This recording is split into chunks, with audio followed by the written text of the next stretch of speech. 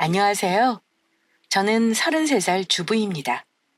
아직 아이는 없고 이제 몸 관리하면서 아이 가질 준비하고 있어요. 아직 결혼한 지 2년도 안 된 신혼입니다. 누가 봐도 깨 쏟아지는 부부지간이지만 저도 한때 이뤄냈던 힘든 때가 있었습니다. 열심히 살아온 제 시간이 송두리째 흔들릴 만큼요. 왜냐하면 저는 청첩장까지 돌리고 나서 파혼했던 사람입니다. 대한민국에서 결혼할 때 여자가 집을 해가고 혼수를 해가도 시집 종년이 될 수 있다는 거 아시나요? 제가 그럴 뻔했습니다.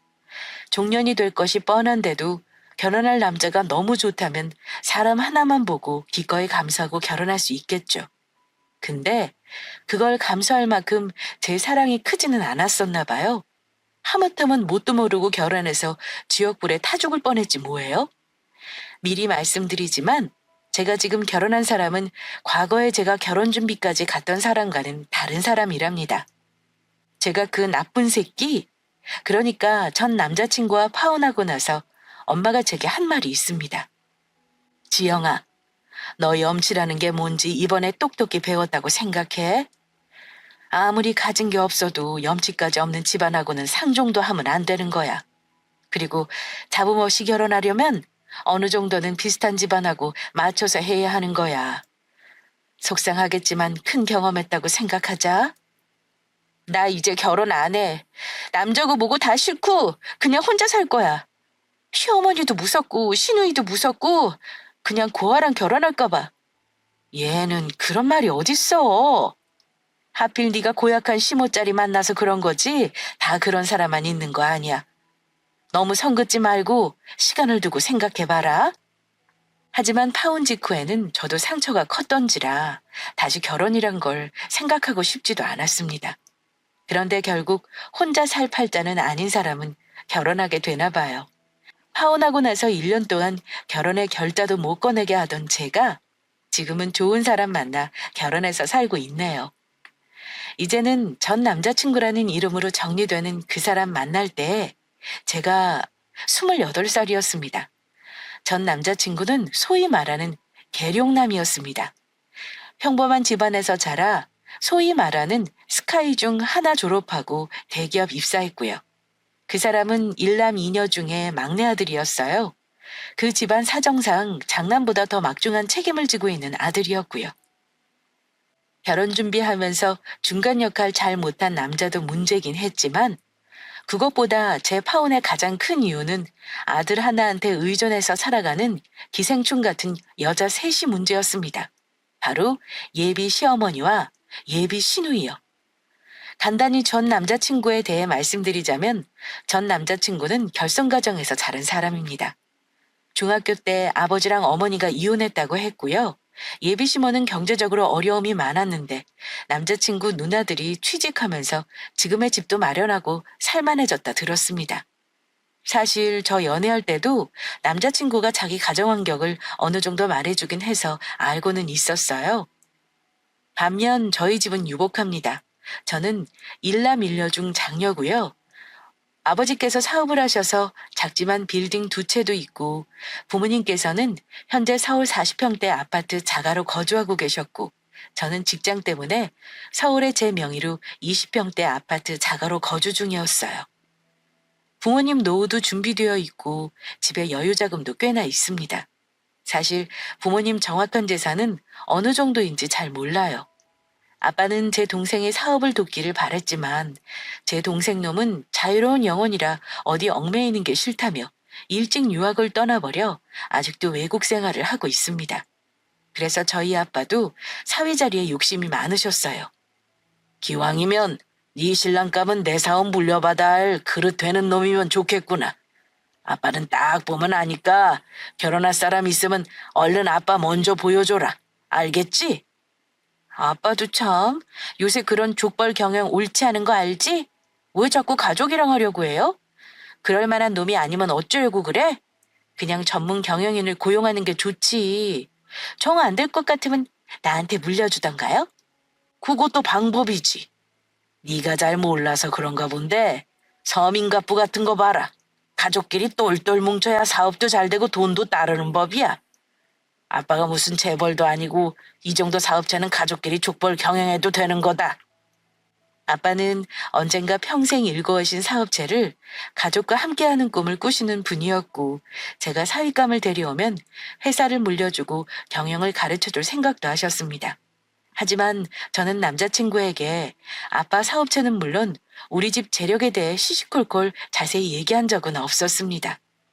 어쨌든 저는 사귀던 남자친구와 본격적으로 연애 시작하고 1년이 넘어가면서 청혼을 받았고요. 조금 이른감이 있었지만 흔쾌히 수락했습니다. 그때 저는 막연히 결혼한다는 생각에 들떠 남자친구를 저희 부모님께 먼저 소개해줬습니다. 물론 사전 정보를 부모님께 미리 말씀드려 놓긴 했습니다. 물론 남자친구의 좋은 점을 엄청 부각해서 자랑을 많이 했죠. 엄마, 우리 남자친구 대기업 다녀. 거기 들어가기 엄청 힘든데 한 방에 붙은 거 알아? 그래? 학교도 명문대라며? 그 댁에서 아들한테 신경 많이 쓰셨나 보다. 부모님은 뭐 하시는 분들이니? 그게 부모님이 이혼을 하셨대. 아버지는 재혼하셨고 어머니랑 누나 2명이랑 같이 살았대. 나도 아직 인사드리기 전이라 어떤 분인지는 잘 몰라. 근데 확실한 건 남자친구는 정말 좋은 사람이야. 똑똑하고 솔직하고 반듯하달까? 아이고 그래. 우리 딸이 좋다면 뭐 어련하겠어? 아들 키우느라 엄마가 혼자 고생 많으셨겠네. 엄마는 어려운 환경에서도 아들을 훌륭하게 키우신 분이니 분명 좋은 분이실 거라 말씀하셨어요. 저 역시 그럴 거라 생각했고요. 그리고 남자친구가 인사하러 왔을 때 따뜻하게 대해주셨습니다. 남자친구는 긴장을 많이 했었는데 우리 부모님은 곤란한 질문은 아예 하지 않으셨어요. 저희 아빠는 오히려 사위 면접이 아니라 직원 면접 보듯이 남자친구에 대해 묻기도 했습니다.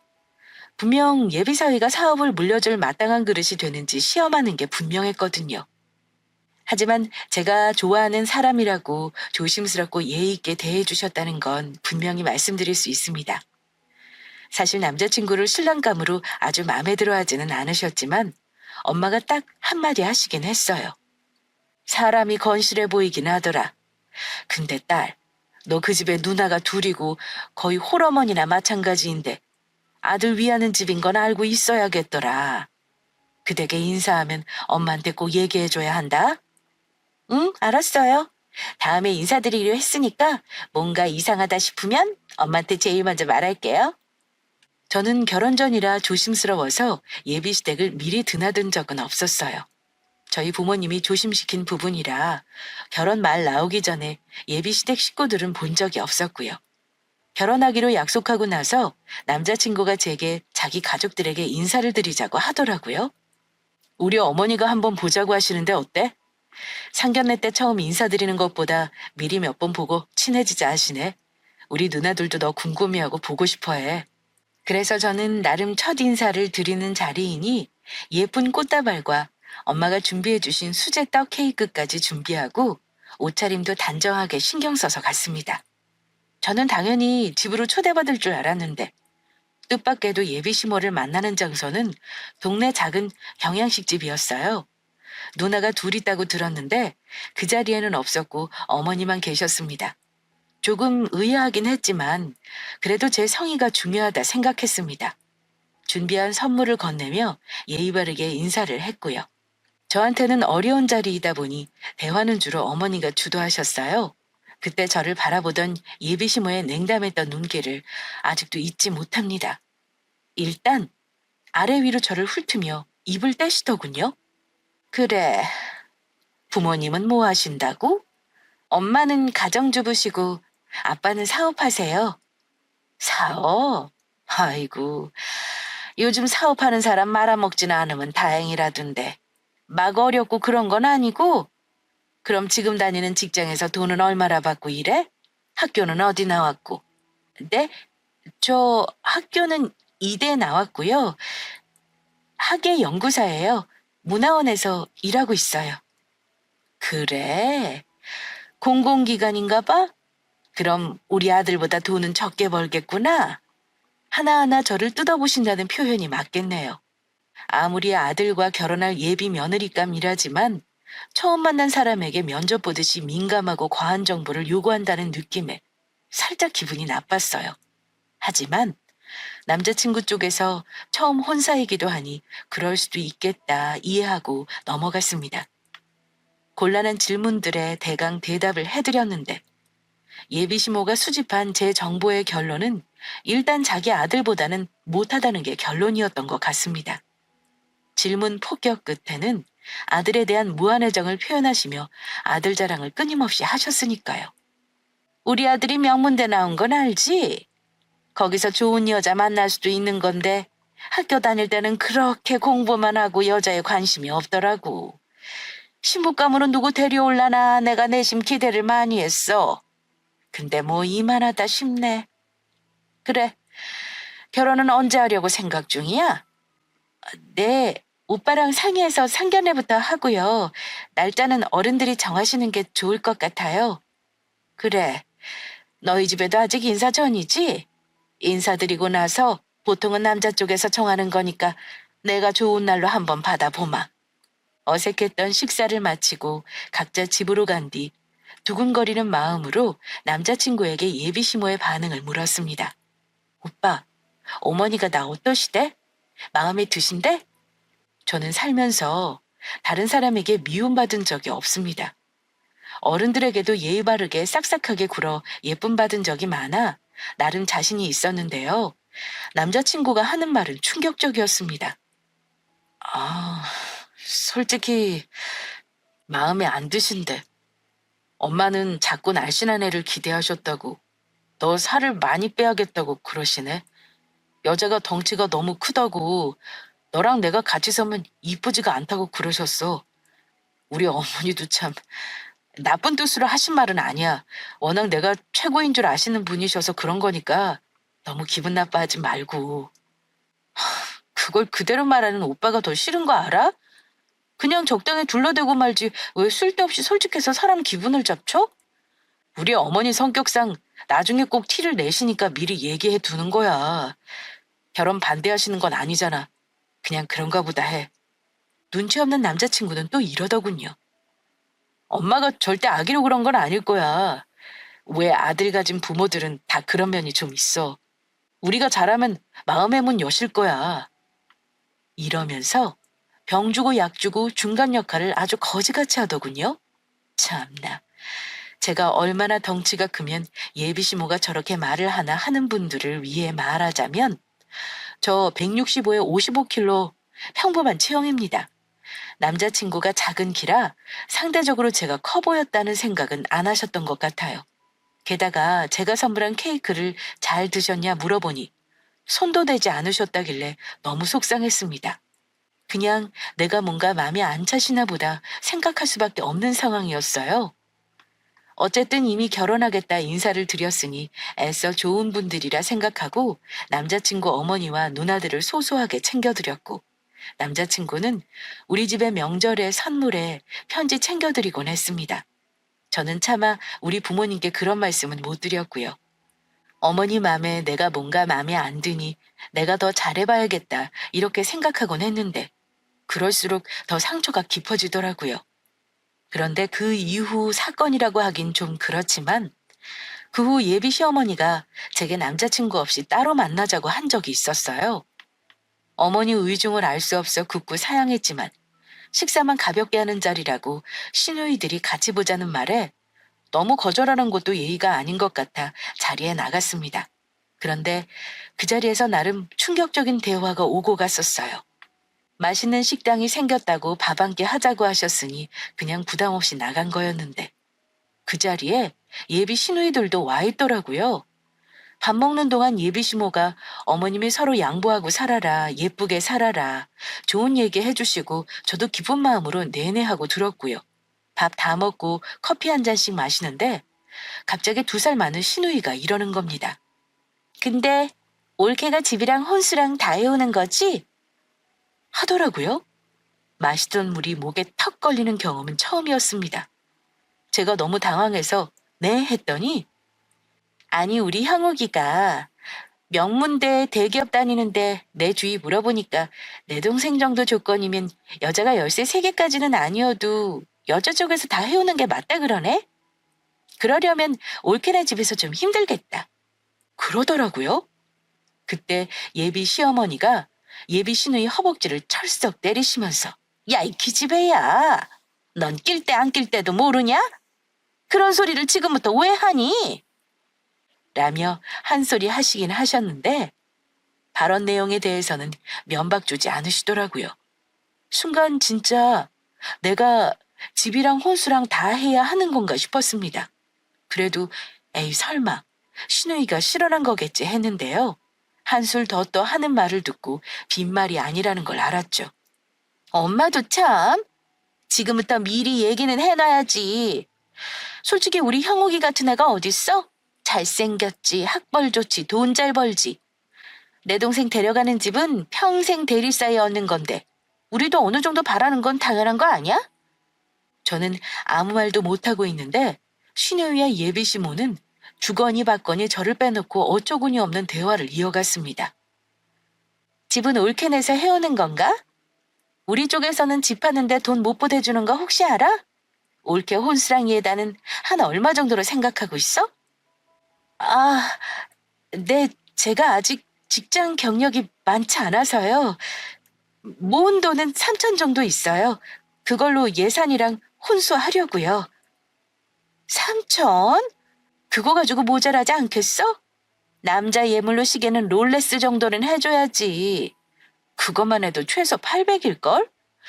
그리고 요즘 보면 반상기 은수저 이불 세트는 기본으로 다 하던데. 예, 요즘 누가 그런 거라니? 차라리 그 돈으로 니들 명품 가방 하나씩 하는 게 낫지. 안 그러니? 예, 지영아. 너희 친정에서는 어느 정도 해주시는 건지 엄마가 좀 알 수 있을까? 네, 그러려면 저도 오빠랑 금전적인 부분은 다 오픈을 해야 할 것 같아서요. 어머니가 보태주실 수 있는 금액 말씀해 주시면 저도 그거에 맞게 준비해 볼게요.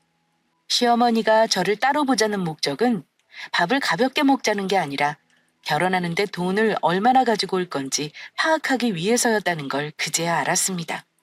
그때는 아직 구체적으로 결혼 준비에 대해 상의도 하지 않았을 시점이었고 상견례 자리만 앞두고 있던 때라 설마 예비시댁에서 그런 생각을 갖고 계실 거라고는 예상도 못했고요. 무척 놀랐지만 그 자리에서 제가 뭐라고 대꾸는 못했습니다. 저희 엄마가 하시면 이 결혼 어프라고 펄펄 뛰실 것 같아서 우선 남자친구랑 얘기를 나눠봤죠. 오늘 오빠 엄마랑 누나들이 나한테 대놓고 혼순이 예단이니 물어보셨어. 아직 우리 집에는 말씀 안 드리긴 했는데 우리 서로 할 수 있는 만큼만 하기로 한 거잖아. 우리 집에서 무작정 다 해줄 수는 없는 노릇이고 오빠가 결혼 비용으로 쓸 수 있는 돈은 얼마인 거야? 그래야 나도 준비를 할 수 있을 것 같아. 내가 엄마랑 얘기해 볼게. 너한테 혼수 얘기한 건 누나가 아마 생각 없이 한 말일 거야. 우리 힘으로 결혼하기로 했는데 그런 말에 부담 가질 필요 없어. 그래도 오빠 어머니 생각은 다를 수도 있으니 한번 물어봐. 상견례 전에 어느 정도 의견 조율하고 만나는 게 좋은 거잖아. 나도 부모님한테 말씀드려야 하니까 금전적인 거 나한테 말 안 한 거 있으면 지금 오픈했으면 좋겠어. 오빠 알겠지만 내가 모은 돈은 3천이야. 거기서 우리 부모님이 우리 사정 봐가며 도와주실 거고. 우리도 그렇게 넉넉지가 못해서 말이야. 우리 어머니는 5천 정도 보태주시는 거 생각하고 있어. 그 돈으로 집 얻기도 힘들 텐데 이래저래 나도 고민이 많아.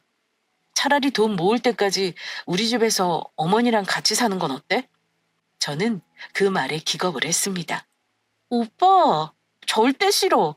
그럴 거면 차라리 대출을 받는 게 나아. 준비가 너무 안 된 것 같으면 차라리 결혼을 미루는 게 나은 거지. 합가는 절대 반대야. 그런데 며칠 후에 뜻밖에도 예비 시모가 직접 전화를 주셨더라고요. 근데 제게 이런 말씀을 하셨어요.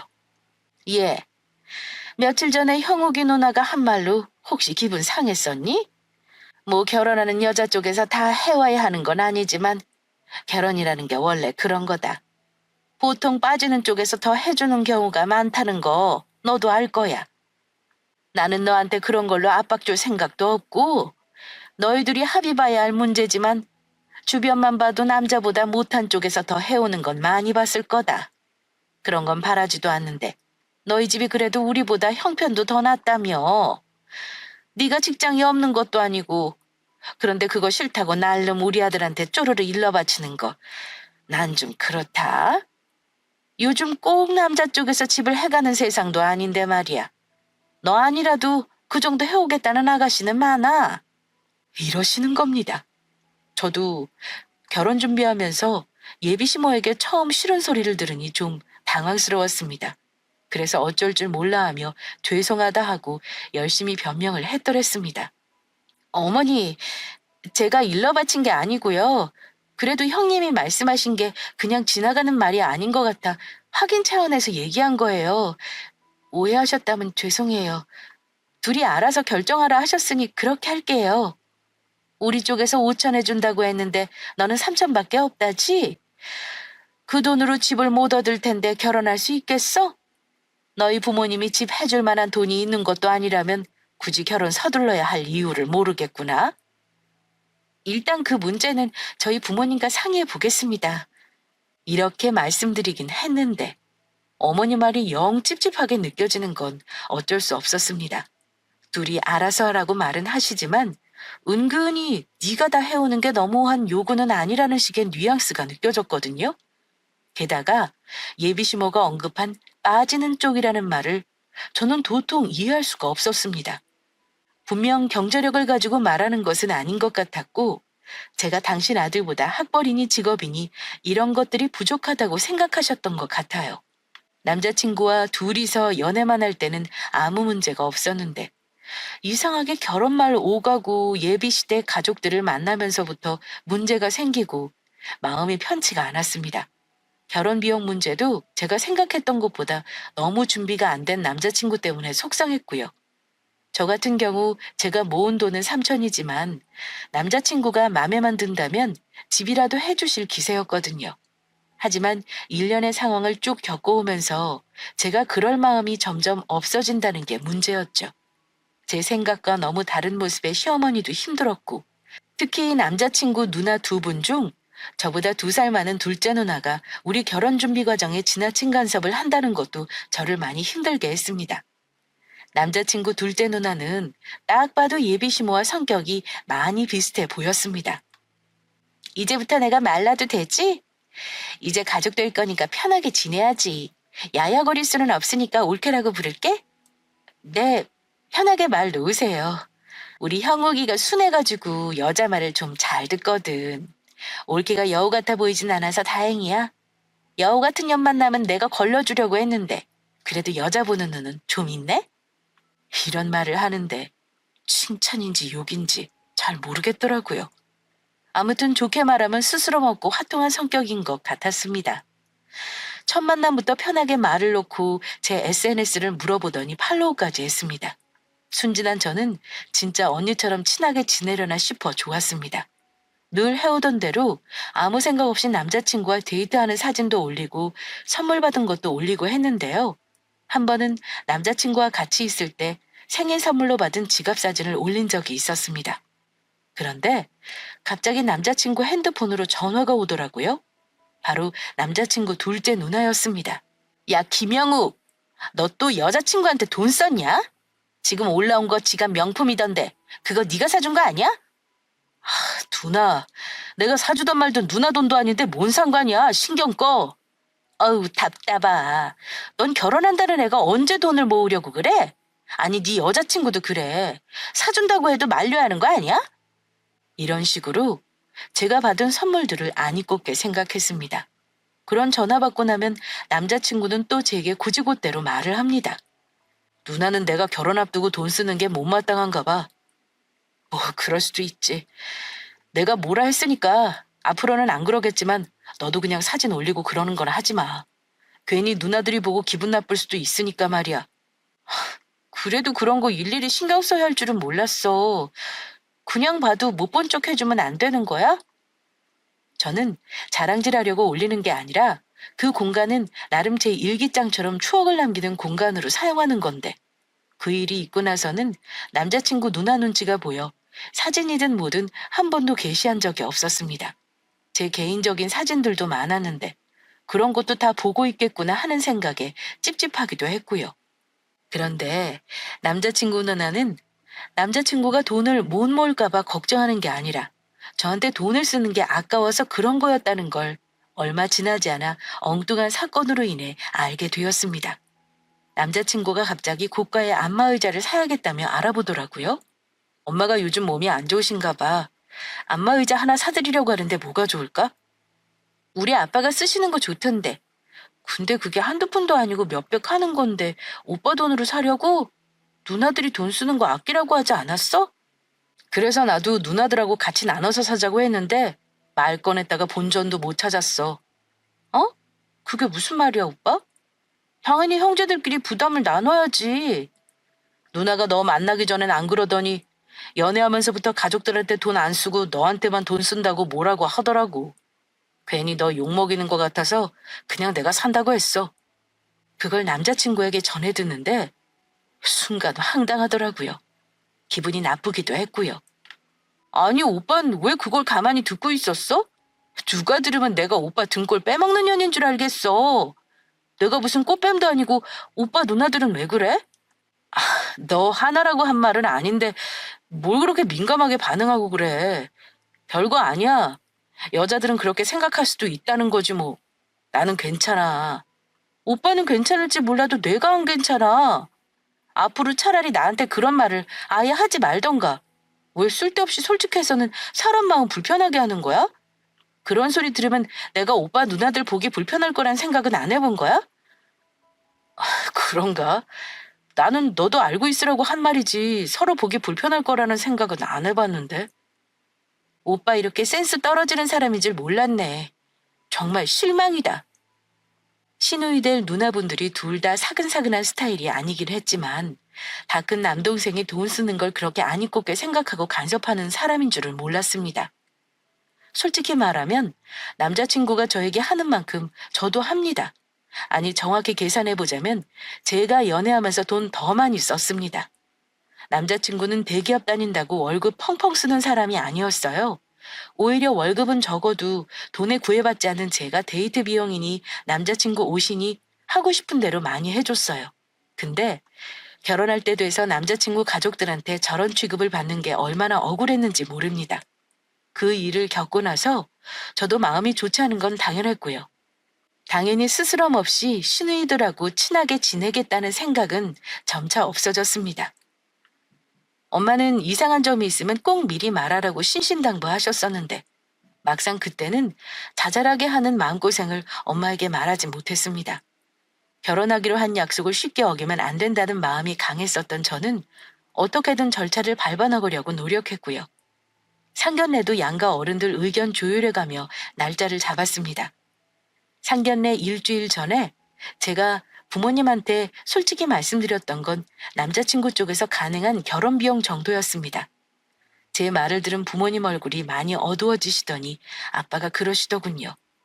아빠는 사람이 제일 중요하다고 생각해. 네가 다 감안하고 꼭 그 친구랑 결혼하겠다고 하면 아빠가 도와주마. 근데 아니다 싶으면 그것도 솔직히 말해야 한다.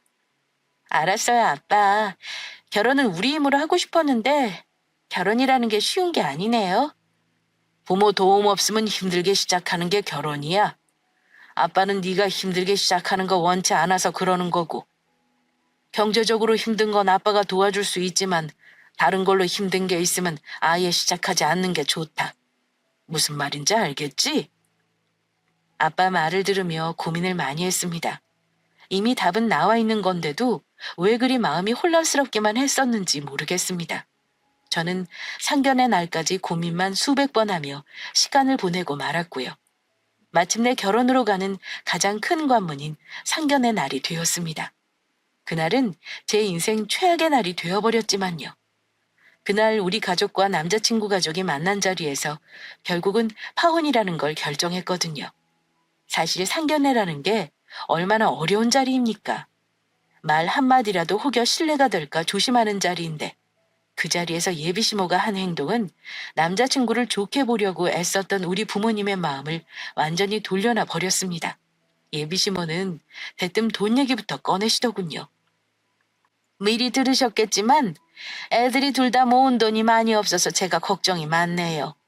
사돈댁에서도 알고 계시지요? 아, 예. 그래서 오늘 자세히 상의를 좀 해볼까 합니다만. 아빠가 말을 이어나가려 하는 그때 갑자기 시어머니가 저희 아빠 말을 막으며 먼저 말을 하더라고요. 아니, 제가 먼저 말씀드리죠. 저는 우리 아들이 대개 따님에 비해서 미치는 결혼이라고 봅니다. 제가 알기로 학벌이며 따님 직업이며 우리 아들하고는 비교가 많이 돼서요. 그래서 말씀드리는 겁니다만 우리 아들 정도 되는 사람을 사이로 데려가는 거 아닙니까? 그럼 집은 그 댁에서 당연히 해주시겠지요? 저는 우리 아들이 시작부터 집 때문에 빚내는 거 원치 않습니다. 다른 혼담도 많은데 다 물리치고 아들이 결혼하겠다는 여자랑 결혼 허락했다는 거 알아주셨으면 안 해요? 오늘 제가 하고 싶은 말은 이게 다입니다. 그 순간 정적이 흘렀습니다.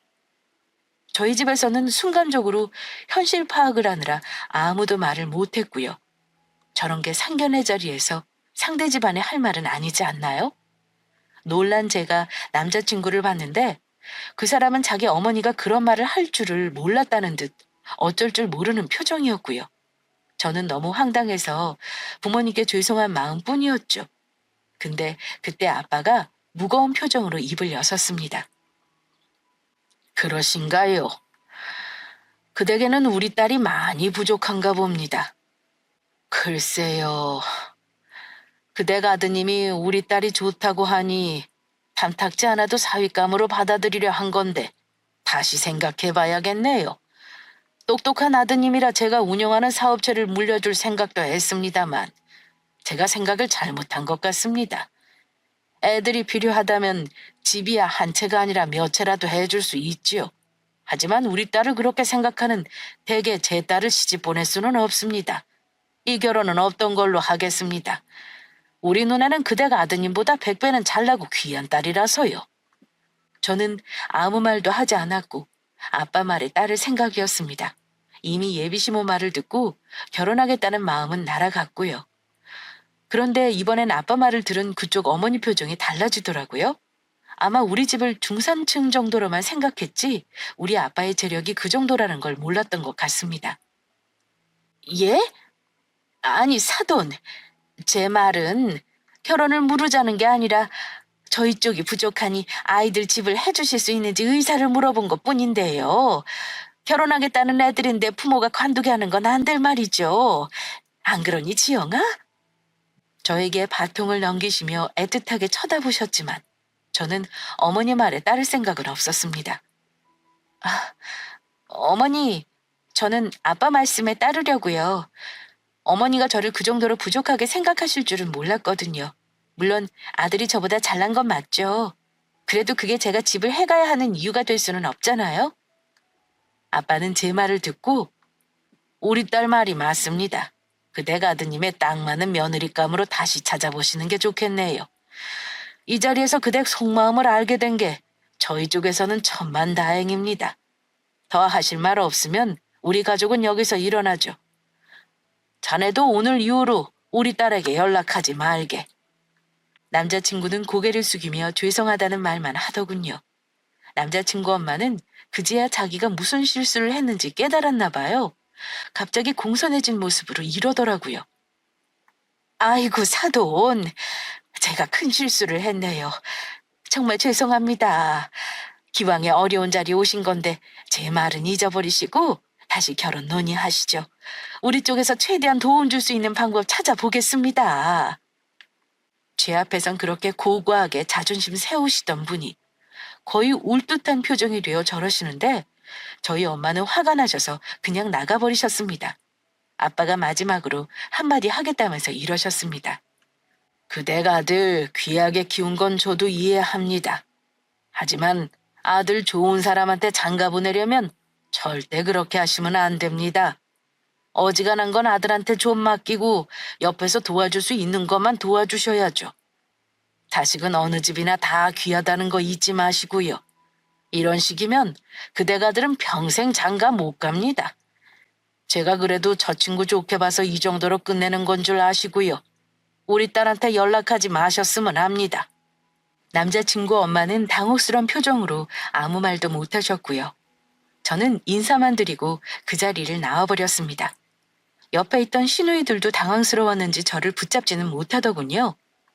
자기 아들이 백날 애써봐야 저 같은 신부감을 만날 수 있을까요? 요즘 아가씨들이 얼마나 영악한데 그런 시어머니와 시누이를 보고 결혼하겠다고 하겠어요? 그렇게 결혼 깨지고 남자친구한테도 정 떨어져서 헤어졌습니다. 참 웃긴 게 그래도 저를 좋다던 사람이었고 결혼까지 하자던 사람이 몇 번 매달리지도 않더라고요. 하긴 워낙 자존심 세고 자기 잘난 줄 아는 사람이라 아쉬울 게 없었나 봅니다. 정리할 건 별로 없었어요. 크게 돈 들인 건 웨딩 촬영한 것밖에 없었거든요. 그건 반반 부담한 거라 그냥 돈 버린 셈 쳤습니다. 웨딩 사진 속에 활짝 웃는 모습이 행복해 보여 속이 쓰리긴 했지만 미련 없이 다 버렸습니다. 제가 곰곰이 생각해보니 저는 결혼한 이후의 삶을 진지하게 고민하기보다는 그냥 결혼식 그 자체가 해보고 싶었던 것 같아요. 드레스 입어보고 혼수며 가전이며 살림살이 장만하는 그 재미를 느껴보고 싶었던 게 아닌가 합니다. 다 때려치우고 난 뒤 뭐랄까 생각 자체가 리셋되는 느낌이었어요. 그 후 30살까지 저는 일만 열심히 했습니다. 저 스스로 좋은 사람이 되려고 열심히 살았어요. 책도 많이 읽고 운동도 열심히 하고요. 그랬는데 신기하게 좋은 인연이 또 오더라고요. 결혼할 인연이라는 게 정말 따로 있는 게 맞나 봐요. 지금의 남편이 된 사람하고는 결혼 준비하면서 바쁜 거 말고는 상처받는 거 하나 없이 결혼했습니다. 엄마 모임의 지인분이 소개해준 사람이었고 사실 처음에 기대 없이 만났어요. 명문대 출신의 직업은 변리사였는데 대화를 하다 보니 말이 잘 통하더라고요.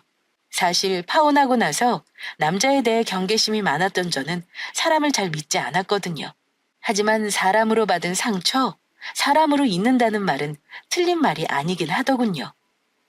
결혼을 목적으로 만나는 게 아니라고 못 박아두고 만났지만 반년 만나면서 이 사람이다 싶어 결혼 결심했고 결국 제 옆에 있는 남편은 그 사람이 되어버렸네요. 모든 것이 수월했던 지금의 남편과는 삶이 참 편안합니다. 시부모님도 가식 없이 따뜻하게 대해주시고요. 집안 형편도 비슷해 양가 도움 감사히 받으며 결혼했습니다. 이렇게 쉬운 게 결혼인데 그전에는 왜 일이 꼬이기만 했을까요? 아마 안 될 결혼이라 조상이 도와서 그런 것 같기도 합니다. 저는 파혼했지만 상견례 자리에서 예비시모였던 사람이 그런 막말을 했던 게 오히려 천운이라고 생각해요. 그런 모습 없이 좋은 사람인 척 연기했다면 우리 부모님도 깜빡 속으셨을지 모르니까요. 아빠 엄마가 딸 인생 망치지 않는 쪽으로 판단 잘 하신 거죠. 혹시 지금 이 시간에도 파혼을 고민하는 분들이 있다면 제가 감히 드릴 수 있는 말은 파혼하라고 말씀드리고 싶어요. 결혼 준비하면서 파혼이라는 단어를 떠올린 것 자체는 이미 그 결혼은 아니라는 힌트를 주고 있는 겁니다. 한번 파혼해본 사람으로서 자신 있게 말씀드릴 수 있어요. 그리고 파혼한다고 해서 주변 사람들이 수군거리거나 구설수에 오르는 게 무섭기도 했는데 생각보다 사람들은 남일에 관심이 없더라고요. 남 의식하지 말고 인생에서 가장 중요한 결정을 잘 내리시길 바라는 마음에 제 사연 부끄럽지만 보내봤습니다. 긴 사연 들어주셔서 감사하고요. 다들 행복하세요.